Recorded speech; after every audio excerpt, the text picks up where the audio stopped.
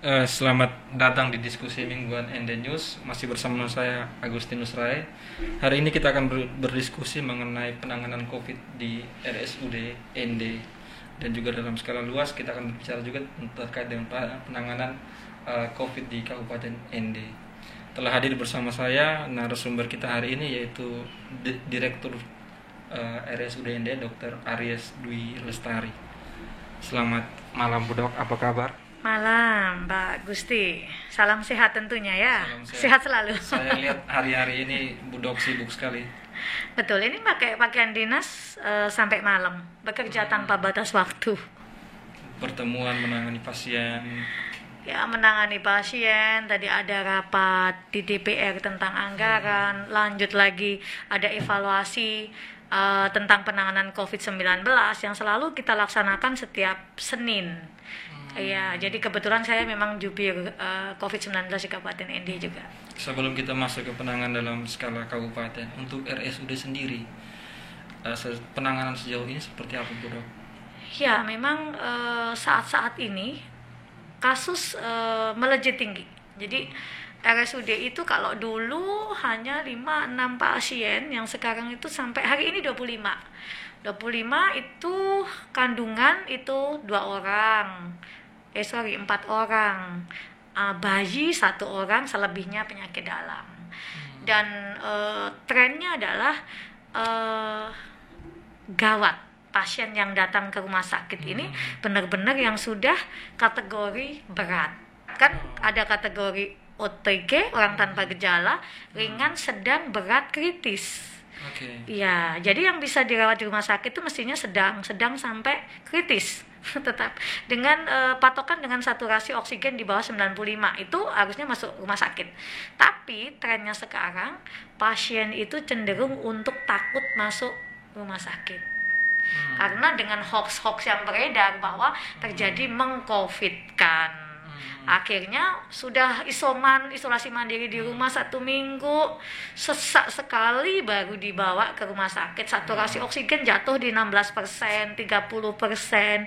Ya jelas besoknya walaupun dengan sekuat tenaga, dengan oksigen yang maksimal, ya kita gagal. Jadi Sabtu kemarin itu kalau kita hitung dari Sabtu pagi sampai Minggu pagi itu 8 pasien yang meninggal. 6-nya di rumah sakit, 2-nya di kampung Wolowaru sama Morole kalau nggak salah ya. Saya agak lupa yang satu. Semuanya dibawa dalam kondisi kritis. Semuanya dibawa ke kondisi kritis dan jarang yang kami rawat sampai 1 minggu kemudian meninggal. Biasanya karena kritis, masuk besok meninggal, masuk 1 jam meninggal, masuk 3 jam meninggal. Jadi kemarin tuh benar-benar saya kasihan sama staf saya yang di ruang isolasi ini, benar-benar mereka tidak tidur sama sekali semalaman. 1 meninggal ganti 1-nya. Jadi mereka sudah sibuk sekali dorong oksigen kiri kanan ya. Jadi sampai bagian pemulasaran jenazah pun sampai ketiduran di bangku karena begitu pemulasaran selesai ganti satunya. Jadi itu yang jujur kami sangat-sangat, kalau kami bilang lelah sebenarnya juga nggak boleh ya karena kami sumpah kami. Tapi kalau dilihat ya itulah kondisinya. Kalau soal kesiapan dari RSUD, apakah selalu tabung oksigen, kemudian ruang isolasi dan lain sebagainya, melihat lonjakan ini, Bu Dok? Ya, jadi kami selalu menyesuaikan dengan pedoman ya. Di dalam pedoman itu rumah sakit itu, kita berbicara rumah sakit dulu. Rumah sakit itu 30% dari jumlah bed, total bed itu harus dijadikan ruang isolasi COVID. Misal 145 bed punyanya RSUD ND total. Berarti 30%-nya minimal dia harus menjadi ruang isolasi COVID. Bahkan kemarin arahan dari Bapak Menteri Kesehatan, Bapak Presiden semua bahwa bisa ditingkatkan menjadi 50% dari jumlah bed seluruh rumah sakit. Sebagai contoh, rumah sakit umum daerah ND 145 bed. Artinya 30% itu sekitar 45. Jadi sekarang kami sudah mempunyai kapasitas sesuai dengan arahan itu 45 bed total isolasi COVID-19 yang terdiri dari 18 tekanan negatif dan selebihnya adalah tekanan biasa. Begitu. Kalau soal tabung oksigen dan ventilator, Kalau oksigen alhamdulillah sampai saat ini kami masih kecukupan. Jadi hari ini pun stok oksigen di RSUD itu sekitar 40 sampai 50, 46 kalau nggak salah tadi. Tapi itu terus kami begitu tabung kosong, arahan dari pusat juga bahwa dari provinsi selalu sounding kami berapa jumlah oksigen. Tidak boleh ada tabung yang kosong. Misalnya tabung kita 50 begitu. Iya. Begitu 10 kosong isi, 10 kosong isi. Pokoknya selalu isi, tidak boleh saling menunggu karena kita tahu yang datang ke rumah sakit itu butuh oksigen. Iya.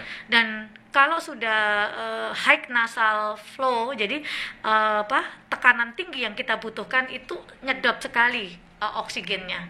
Jadi kami tidak mau kejadian tidak pakai oksigen sampai pasiennya nggak bisa ditolong hanya gara-gara oksigennya habis. Kalau memang kondisinya kritis, ya kalau memang kami nggak mampu untuk menolong, paling tidak memang kami sudah usaha. Itu yang kami lakukan. Ada ketakutan di masyarakat, ya juga bisa dikatakan sebagai isu lah. Mereka takut ke rumah sakit karena di sana pasien COVID. Sebenarnya masyarakat kepingin tahu cara RSUD memisahkan pasien non COVID dan pasien COVID. Ya begini Pak Gusti ya. Memang fenomena ini sebenarnya tidak hanya terjadi di ND. Jadi kalau kami saling curhat di WA group ahli-ahli penyakit dalam Indonesia tuh, kami punya WA group di NTT ataupun di Jawa dan sebagainya. Kami sama. Ternyata rumah sakit itu bornya itu bor itu adalah penggunaan bed itu. Nah, itu yang pasien umum jauh menurun sekali. Pasien yang bukan COVID maksudnya. Jadi yang COVID ini melonjak tinggi. Artinya sudah sekarang pandemi kayak begini ya. Jadi kami sebenarnya cukup memikirkan hal ini. Jadi di dalam pedoman nasional itu juga sudah dicantumkan semua pasien yang masuk rumah sakit opname terutama ya, itu wajib di screening itu disaring wajib. Karena apa? Yang pertama, sebenarnya kita memikirkan pasien yang lain yang tidak COVID dengan COVID jadi satu, itu terjadi penularan.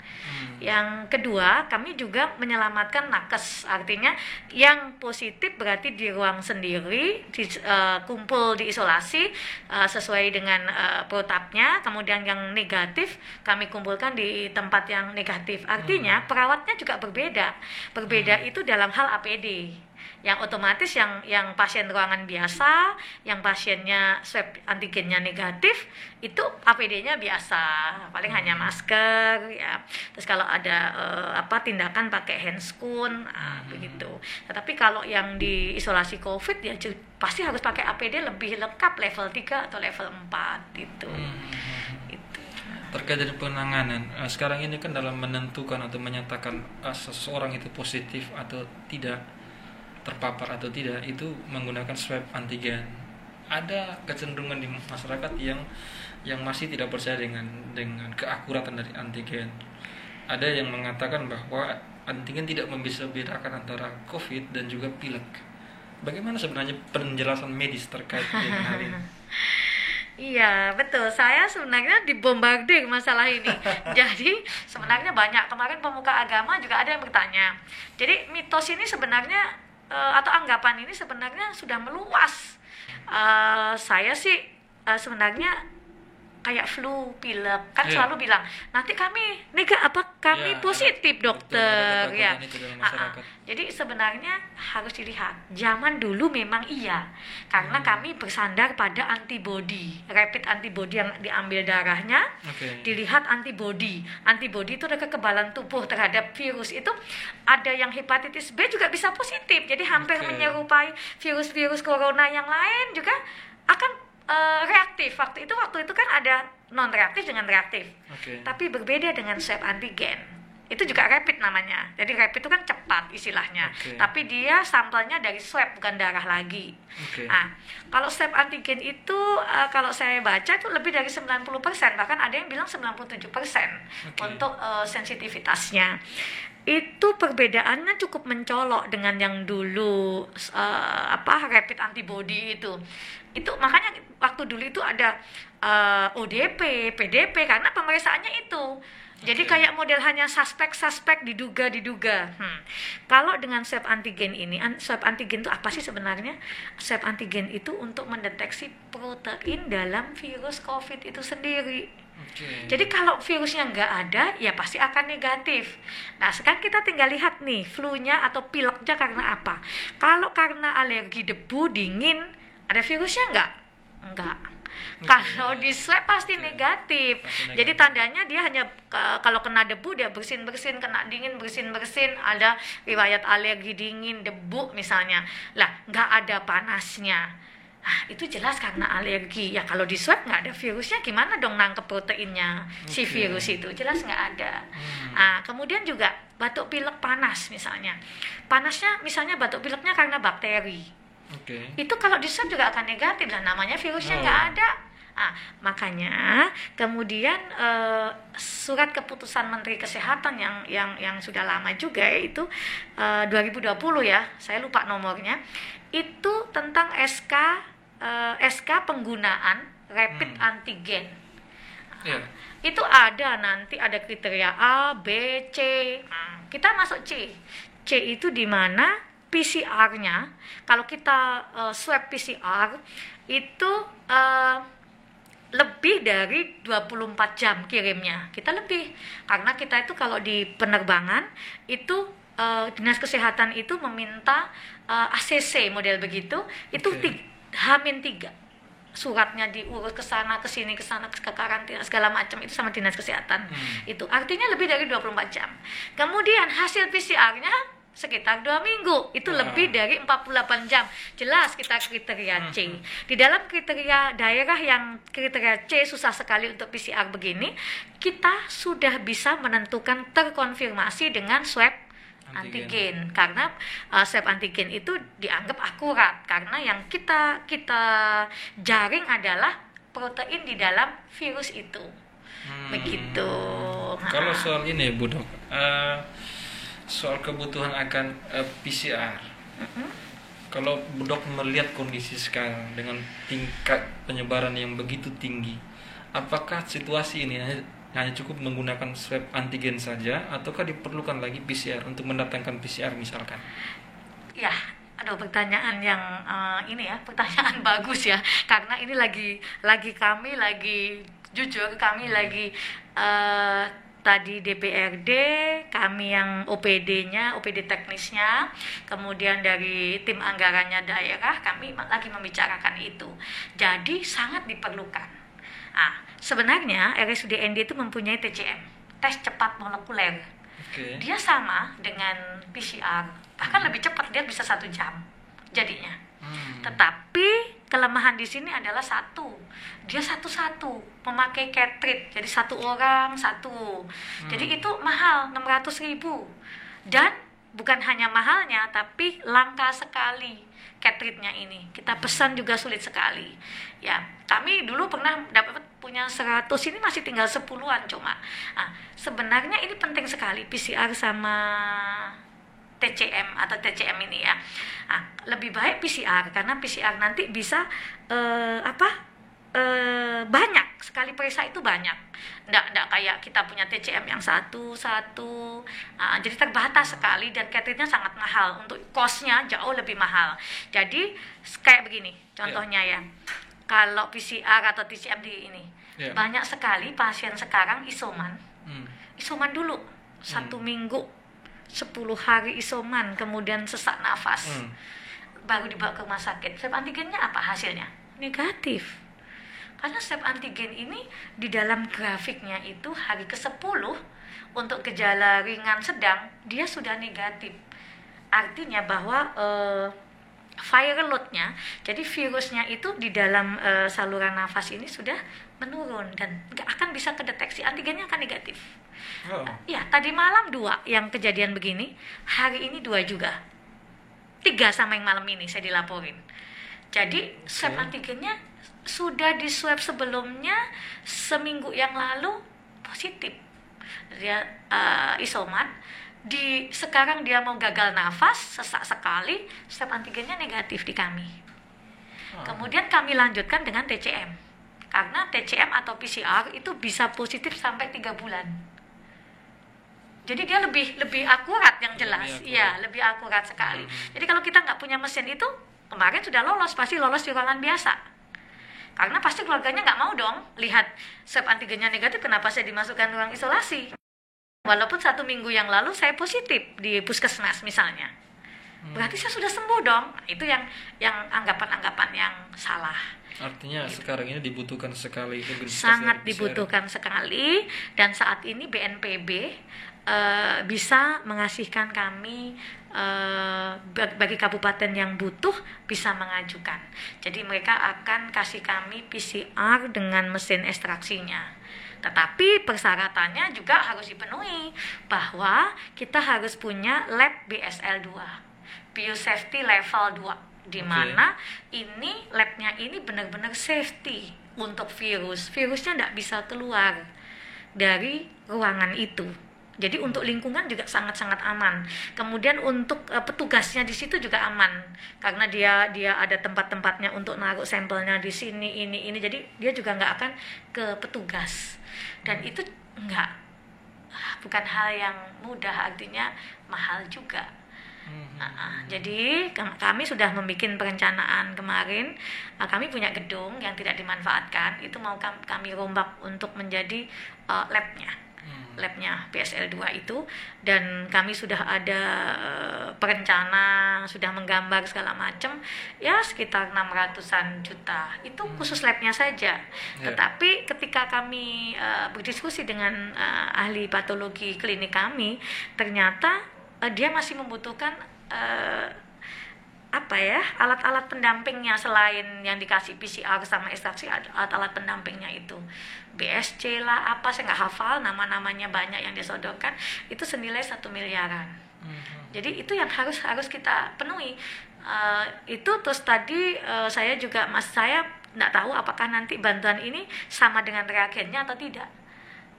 Jadi saya akan bertanya dulu, kalau seandainya reagennya nggak ditanggung atau kita harus beli sendiri, itu pun akan menjadi perencanaan juga. Jangan sampai sudah datang reagennya kami nggak bisa beli, kan ironis sekali. Itu ya.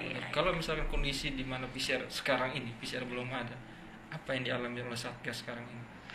Ya, jadi alhamdulillah kami masih bertahan dengan TCM. Jadi kalau misalnya antigennya positif, kami udah nggak ngulang lagi. Tetapi untuk hal-hal kasus yang meragukan, artinya pasien sesak sekali, gambaran ronsennya juga ternyata full dengan, kami pernah kecolongan, pasien swab antigennya negatif. Nggak sangka ini, karena ada riwayat asma negatif, udahlah mungkin asma. Begitu kita foto ronsen, dokter ahli radiologinya melihat bahwa seperti pneumonia, viral pneumonia, artinya bahwa seperti kok infeksi paru-paru karena virus. Habis itu dokter penanggung jawabnya langsung kontak kami, dokter kami minta untuk lanjut dengan TCM, ternyata positif. Ya. Itu kalau kita punya PCR kan tidak akan sampai ini lolos nih sebenarnya. Makanya sekarang begitu di IGD kita harus benar-benar waspada. Begitu sesak, saturasi turun, antigennya negatif, itu kita harus lanjutkan dengan TCM seperti itu ya. Jadi kita harus mempunyai stok cartridge ini, kita jaga betul ini stoknya ini untuk emergensi begitu yang kita butuhkan. Kemarin bahkan saya sempat nolong Nagekeo, karena memang di dalam SK Gubernur itu kita ada bahwa kita rujukan dari Ngada dan Nagekeo. Jadi Nagekeo kemarin ada yang tes antigennya samar positifnya samar. Garisnya itu kayak agak nggak kentara itu. Bingung kalau mau lanjut PCR ke Kupang, itu kan lama. Kemudian ya kami masih punya cartridge ya namanya kabupaten sebelah, artinya kita tuh sama-sama. Kalau misalnya kami kekurangan, kami minta pinjam. Sana kekurangan, kami saling meminjam. Mamere, Ende, Nagakio, kami, oh obat ini kami habis, pinjam dulu dong. Karena kan kita tahu bahwa transportasinya kita tuh terhalang. Kadang-kadang kita sudah pesan, tapi belum datang barangnya, begitu. Jadi apalagi PPKM begini, sulit untuk mendatangkan barang. Itu logistik itu sangat sulit sekali. Jadi bahkan kadang-kadang kami kosong stoknya, begitu kami telepon provinsi kasih. Cuma aduh 1 minggu baru datang karena waktu transportasinya ini. Jadi kemarin yang di Nagakio itu ternyata TCM-nya jelas positif. Jadi sudah jelas ya positif. Jadi artinya pasien nggak komplain. Kasihan kan kalau kita sudah bekerja dipikir kita meng-COVID-kan. Itu kan saya waktu ditelepon sama kepala dinasnya itu, saya mengasumsikan bahwa beliau itu saya. Bagaimana kok saya menghadapi hal yang sama? Pasti kami juga butuh pertolongan orang lain atau rumah sakit lain, kabupaten tetangga dan sebagainya. Itu. Jadi saya sudah langsung begitu swabnya dikirim ke kami, sampelnya langsung kami kerjakan dalam waktu 1 jam. Ada hasil, dokter labnya langsung forward ke saya langsung forward ke kepala dinasnya bahwa ini hasilnya TCM-nya memang positif. Oke, jadi kebutuhan akan PCR itu sangat urgen untuk situasi. Lalu Dok, untuk situasi sekarang, kalau saya perhatikan perkembangan COVID di ND, kita sudah sampai kepada gelombang ketiga. Gelombang 1 itu Itisma, Goa dan lain sebagainya itu. Gelombangan kedua yang kebetulan Pak Bupati juga kena. Ini gelombang yang ketiga dan terjadi perbedaan yang cukup signifikan. Gelombang 1 peningkatannya tidak cepat. Gelombang 2 juga tidak cepat. Benar. Gelombang 3 seperti bisa dikatakan seperti bom yang meledak gitu. Benar, mengalir. Dengan lonjakan yang begitu drastis, apakah sudah bisa disimpulkan bahwa ini akibat dari varian-varian baru? Ya, jadi kalau curiga pasti. Ya, kalau curiga varian baru pasti. Namanya curiga itu, yaitu tadi kenapa kok cepat sekali meningkat, penyebarannya kok cepat sekali. Terus kok dia lebih ganas dari dulu. Kita kan angka kematian turun dulu, tidak terlalu kan ada yang meninggal. Kadang-kadang bahkan tanpa gejala banyak. Yang Goa dulu itu kan banyak sekali tanpa gejala. Yang ini kok tiba-tiba datang, misalnya datang saturasi awal-awal katanya di puskesmas dites 97, tiba-tiba isoman 5 hari, 7 hari langsung mendadak turun ke 30%. Itu kan berarti tingkat derajat keparahannya juga makin tinggi ya, dan tingkat kematian juga tinggi sekali. Ya, jadi 1 hari itu minimal 2, 3, 4, 5, yang tertinggi 5 kemarin. Tapi 5 itu hitungannya 1 hari itu sampai jam 3 sore. Karena kita berbasis aplikasi. Jadi kalau misalnya ada data yang kami bilang bahwa hari ini kematiannya 8, tapi kenapa kok di data yang dirilis 5? Itu bukan kami menyembunyikan data. Data yang sebagian itu akan dirilis besoknya. Karena apa? Jam 3 itu aplikasi tutup. Aplikasi. Jadi kalau pasiennya meninggal jam 3 lebih 5, itu kami sudah nggak bisa lagi. Kami kan ke Dinkes yang masukkan. Dinkes sudah nggak bisa masukin ke aplikasi, jadi dianggap kematiannya untuk besok, tercatat di besok, bukan hilang tapi tercatat di besok. Kayak kemarin kan di media Humas bilang ada 5 meninggal, tapi kalau saya hitung dari jam 8 pagi sampai jam 8 pagi berikutnya itu ada 8. Tetapi dia kan cut off point-nya kan di jam 3. Jadi dari jam pagi sampai jam 3 itu cuma 5, jadi belum terlaporkan, baru dilaporkan besoknya. Begitu. Tapi kan kalau saya lebih senang bahwa lihat dari pagi sampai paginya lagi sampai 8, itu hal yang sangat mencekam menurut saya. Sudah bisa diprediksi bahwa ini varian baru? Kalau untuk prediksi varian baru, PCR pun belum bisa prediksi. Belum ya. Jadi kayak di Kupang kemarin. Dia akan kirim ke di sana ke pusat ya, ke sampelnya pusat. Iya, sampelnya itu. Karena dia pakai WGS. Whole Genome Sequence, artinya adalah susunan rantai gennya itu yang whole, yang penuh, yang dideteksi itu. Karena satu rantai itu, di mana rantai yang kita umpamakan rantai roda sepeda. Iya. Di rantai itu kan kita lihat ada susunan nih. Oke. Di apa nih? Apa ya rantainya? rantainya itu. Ya rantainya ini yang putar itu ya. Ya. Itu kan ada rantainya itu. Lah, rantai mana yang mengalami mutasi? Itu kami kan nggak bisa mendeteksi. Seandainya kalau PCR itu, kalau saya baca itu dia bisa mendeteksi dari rantai gen itu hanya yang dasar. Tapi tidak semuanya yang dia bisa deteksi. Bisa deteksi. Tapi dasar ini biasanya yang pasti selalu ketangkap. Jadi artinya kalau ada pasti ketangkap. Tapi entah ini varian yang mana, dia nggak bisa. Oke. Tetapi kemarin saya sempat diskusi, konsultasi dengan dokter spesialis patologi klinik ya, dokter Ita Malewa, yang kemarin mengumumkan bahwa Kupang ada Delta 3 tuh, varian Delta 3 itu.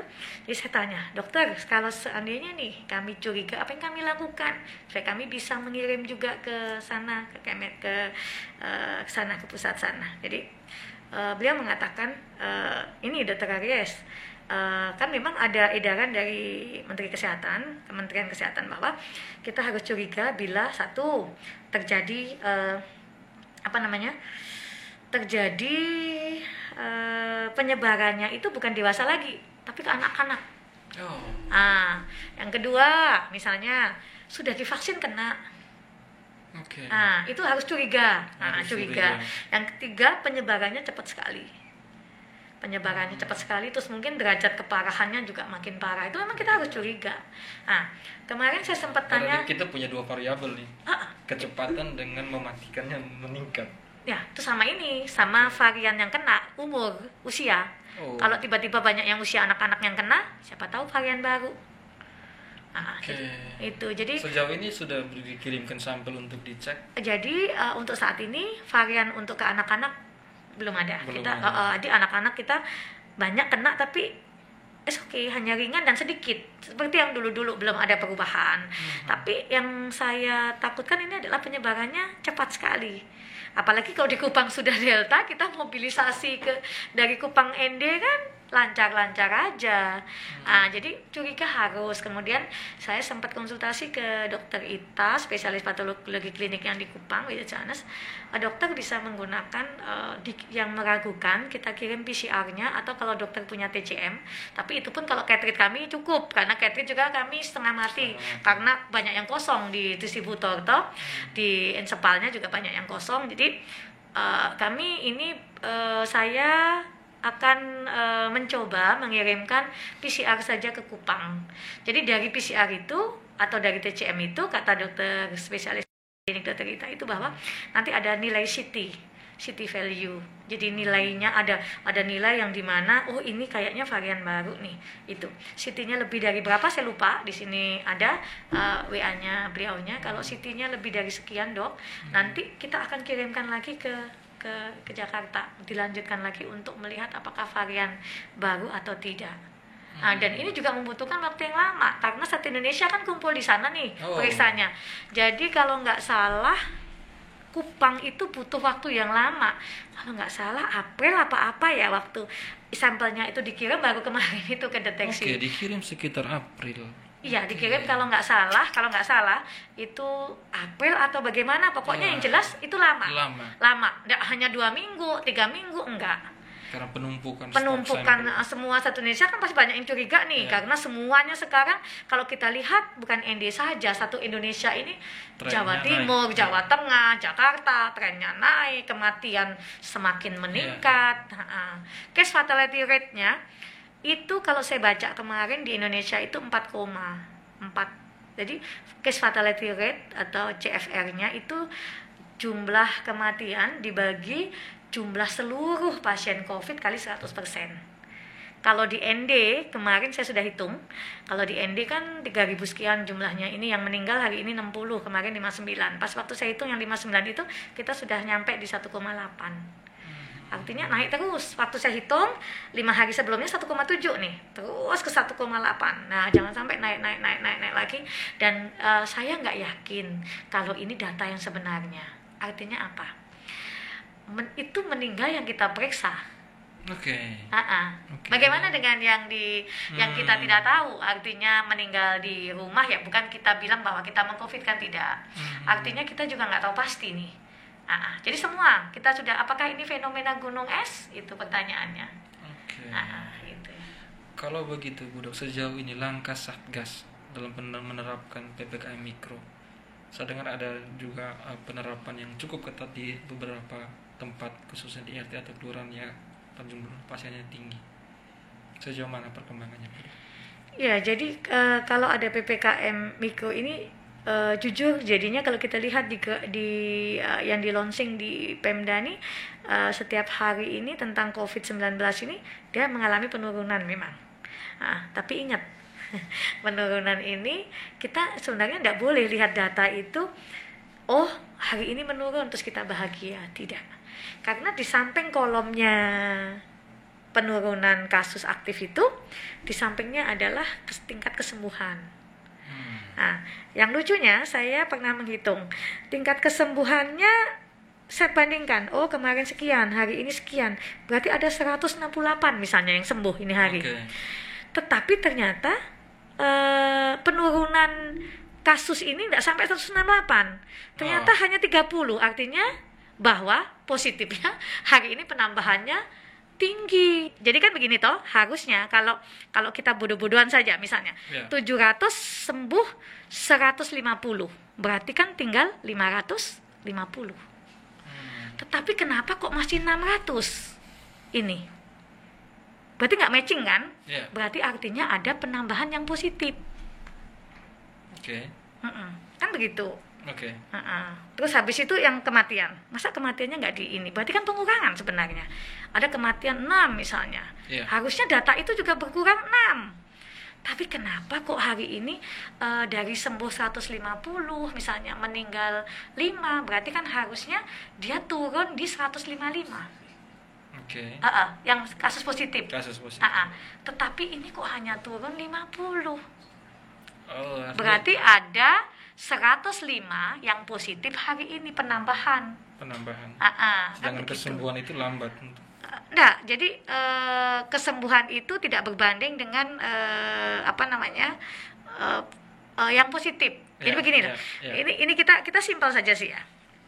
Jadi kalau hari ini sembuh 150, berarti kan kalau data kemarin 600 orang yang positif, berarti harusnya tinggal berapa ini hari? 450 misalnya. Harusnya kan begitu toh? Karena ada yang sembuh nih. Tapi kenapa datanya masih turunnya nggak 450 tapi masih 500?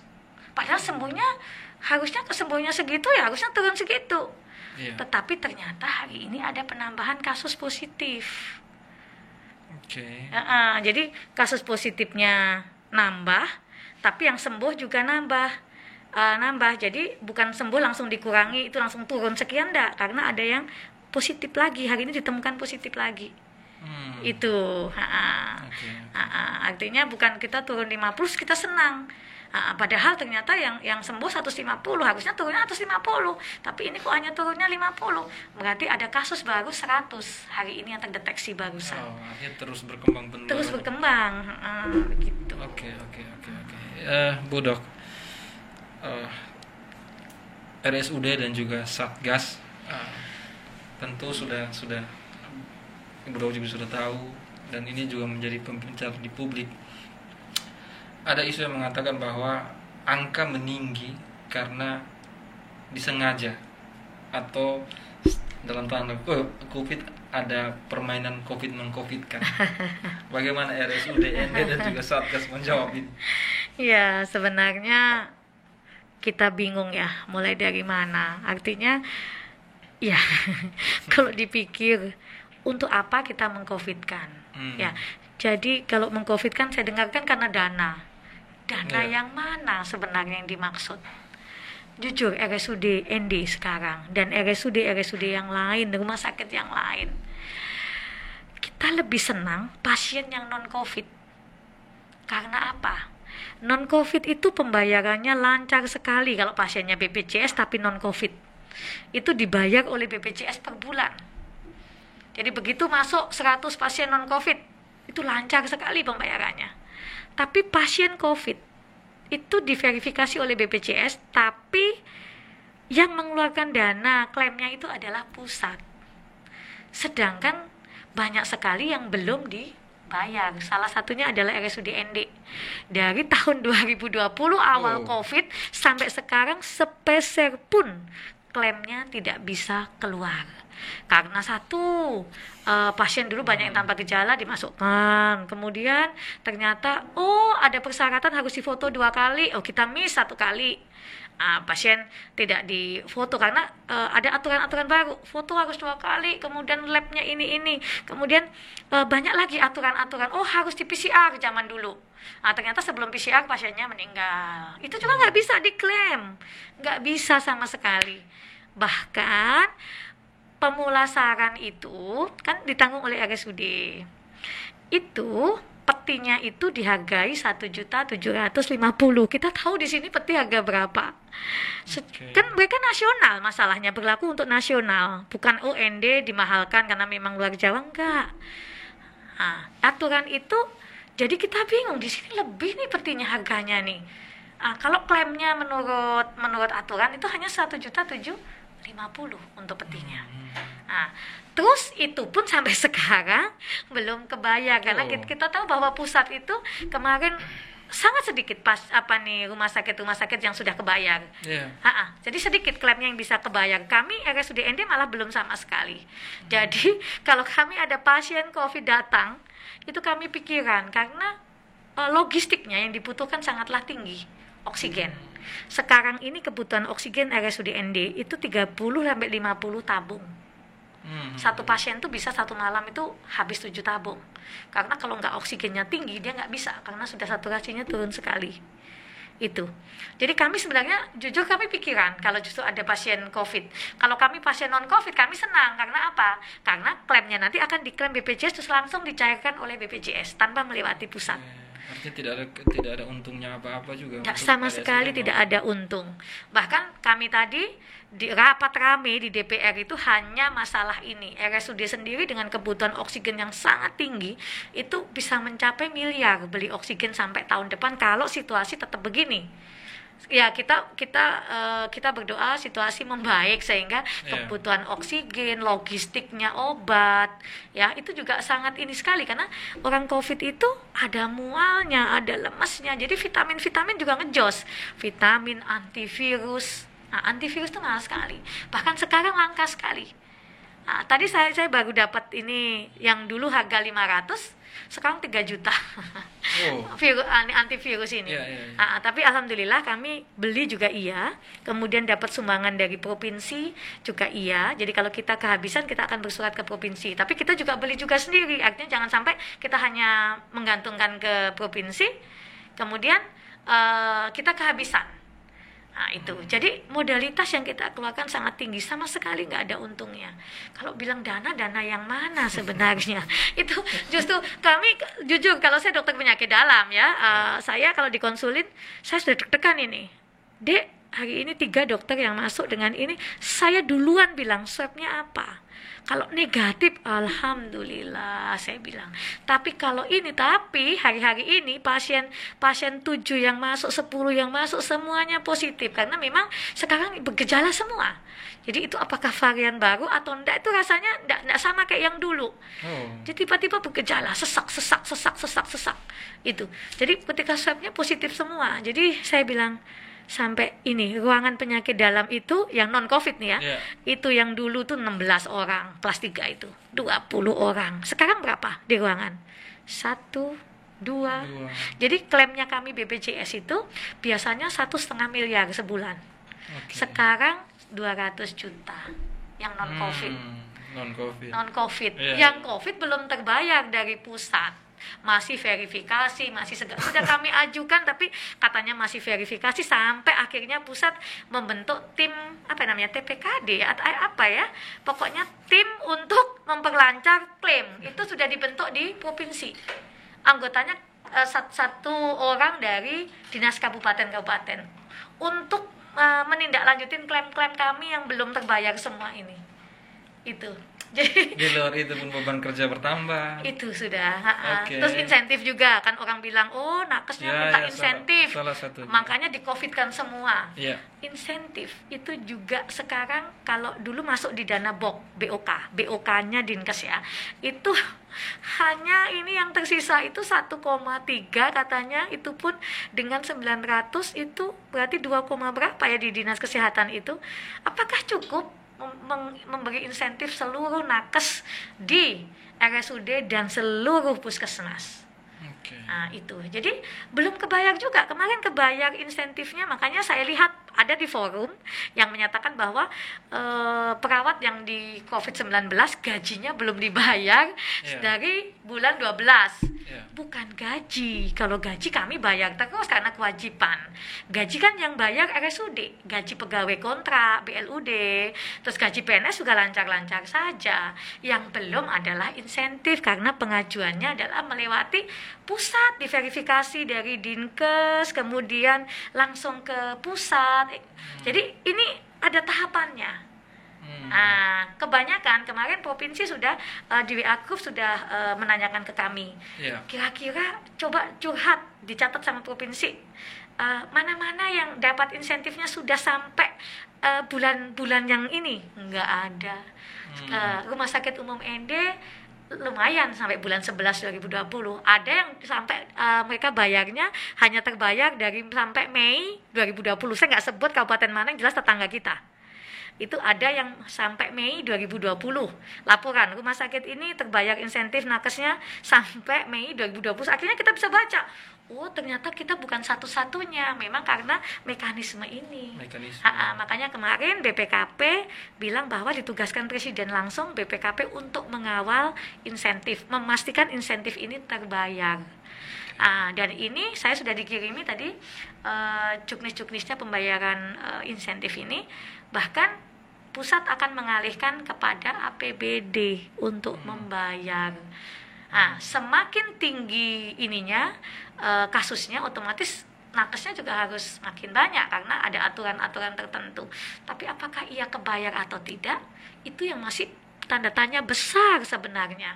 Bahkan ada yang kabupaten tetangga juga dari awal 2020 belum mendapatkan 1 sen pun ini insentif nakesnya. Jadi untuk apa kami mengcovidkan? Sedangkan kami ada keluarga, ada anak, takut ketular, kami juga paranoid sekali.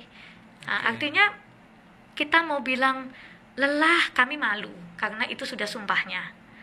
Ya, jadi akhirnya kayak saya, ya sudah, apapun itu, jam 1 ditelepon dokter, pasiennya sesak, dokter IGD naik ke atas untuk melihat, dokter begini, oh ya, nggak bisa tidur juga sama. Apakah saya berharap insentif saya akan datang besoknya? Nggak jelas juga, karena masih kita ajukan ke pusat, kok mekanismenya ribet. Jadi ND itu kalau saya lihat kemarin di WA Group di seluruh NTT ini, lumayan sampai bulan 11 itu lumayan. Nanti bulan 12 ini saya sudah tanya sama Dinas Kesehatan, tunggu perubahan, di dalam perubahan nanti terbayarkan, begitu. Tapi apakah terbayar sampai setahun, itu juga nggak tahu kekuatannya itu cukup nggak uangnya.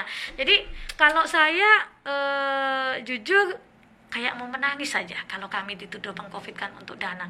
Yang saya tanya itu dana yang mana yang kami perebutkan? Justru kebutuhan logistik kami sangat tinggi. Kami membeli catering TCM, kami membeli swab antigen.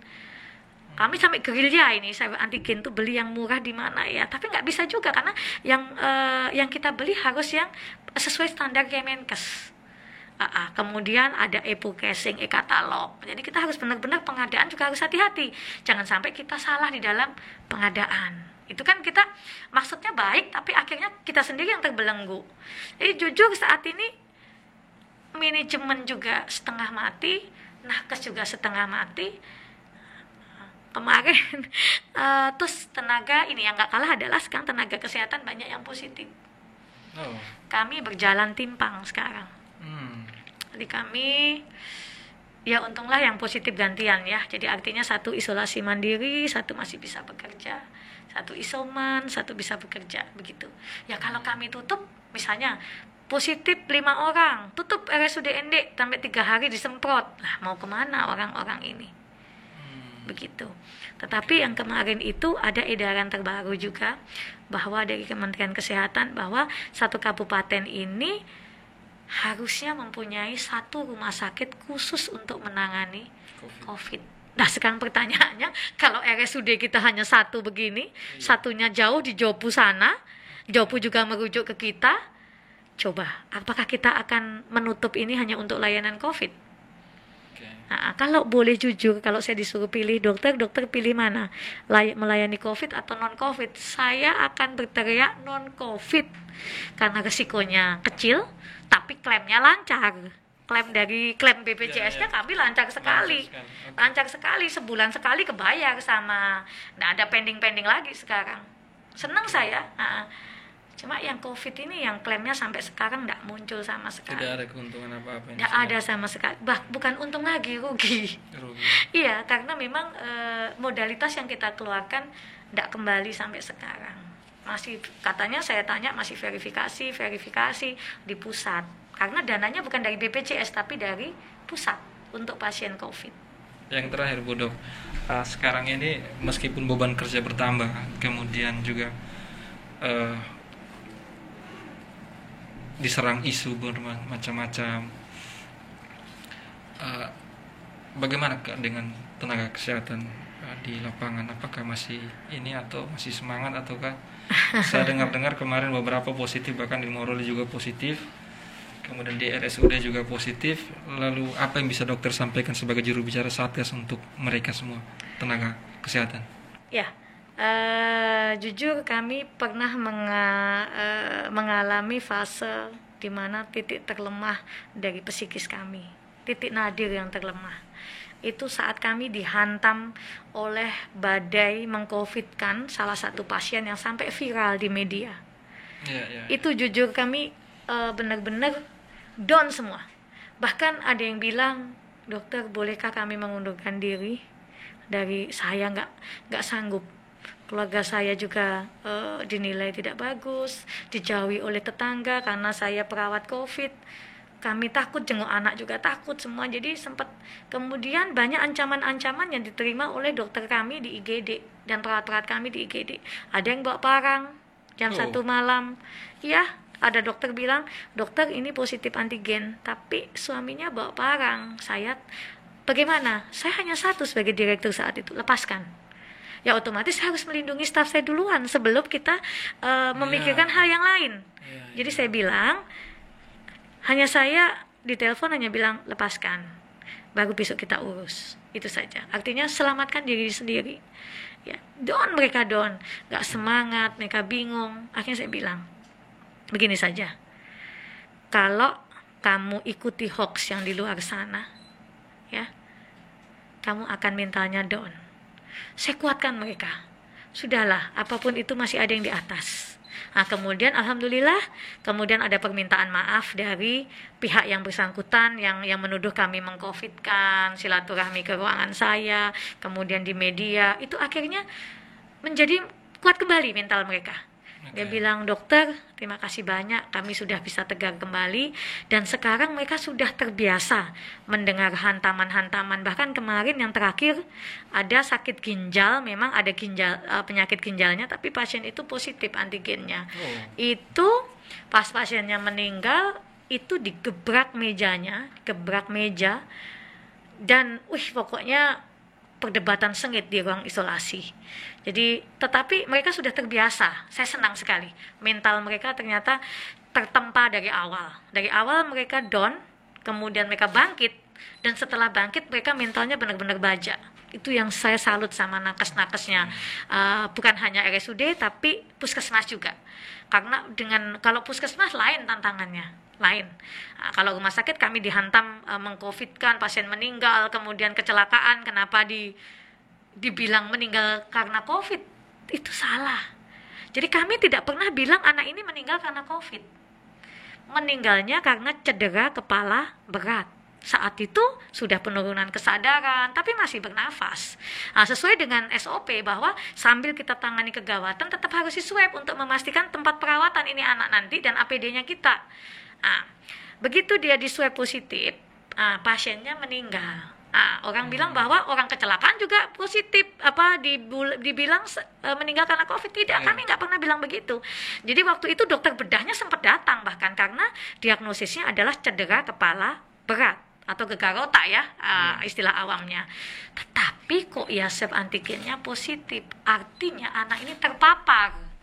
Kalau seandainya ini berarti dia kategori OTG, orang tanpa gejala untuk COVID-nya. Karena nggak ada gejala kan dia sebelumnya. Lah, justru sekarang mungkin ini penting, yang paling penting menarik sekali adalah banyak OTG di sana yang nggak bisa terdeteksi, ya. Kemudian dia yang akan menularkan ke orang-orang dengan komorbid penyakit bawaan, orang tua di rumah, rentan. Jadi yang masuk di rumah sakit itu juga banyak yang orang tua, dan selalu keluarganya akan bilang ke kami, dokter, bapak mama saya ini tidak pernah kemana-mana. Iya, bagaimana dengan anak cucunya yang kemana-mana? Bagaimana dengan anaknya yang kemana-mana? Oke, kalau kena kamu mungkin nggak ada gejala. Tapi bagaimana kalau kau OTG tapi nular ke orang lain? Ke isi dalam rumah, misalnya bapak mama atau neneknya di rumah, kan bisa fatal akibatnya. Itu, ya. Jadi meninggalnya bukan karena COVID, meninggal karena kecelakaan, tapi terpapar juga. Fungsinya ini harusnya diprokeskan karena apa? Mencegah penularan, kan harus dimandikan segala macam. Maksudnya supaya memutuskan rantai penyebaran. Hanya itu yang diinginkan sebenarnya. Begitu. Semakin banyak yang terkena, semakin sulit tracingnya. Hari ini keluar aturan dari Menteri Dalam Negeri bahwa yang ND ini perharinya dalam 1 minggu ke depan harus tracing 393 per hari dari hitungan mereka. Nah, karena 1 orang yang terkena itu harus kita tracing 15 orang yang kontak erat. Tapi kendala di puskesmas sekarang adalah terjadi penolakan di mana-mana untuk di tracing. Bahkan sekarang kan melibatkan TNI, Polri. Karena ya itu mereka menolak, gelombang menolak di tracing karena takut positif, nanti saya di karantina terpusat, di isolasi terpusat dan sebagainya. Jadi akhirnya banyak yang tidak mau dites. Itu juga tantangan dari nakes yang di garda terdepan saat ini adalah puskesmas.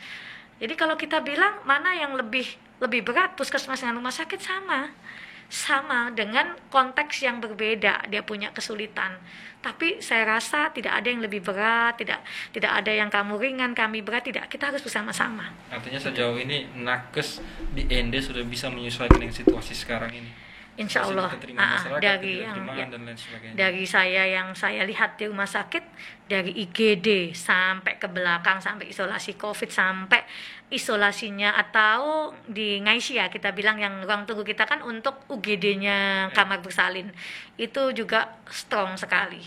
Jadi saya lihat sudah tidak ada lagi mengeluh-mengeluh, tidak kerja, positif isoman. Setelah positif selesai isolasi sembuh, dia kembali lagi bekerja. Tidak ada yang menghadap saya untuk mundur segala macam, tidak lagi.